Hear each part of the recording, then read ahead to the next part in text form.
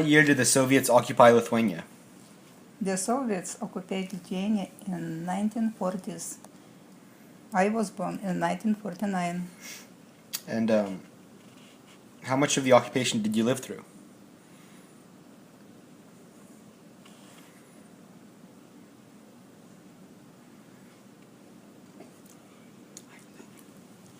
Through occupation till 1990,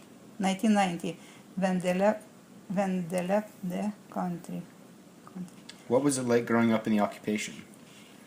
Because we were born in the occupation, we didn't know any other life, and when we were kids, we thought that the only life, and we thought that this was the only way to live.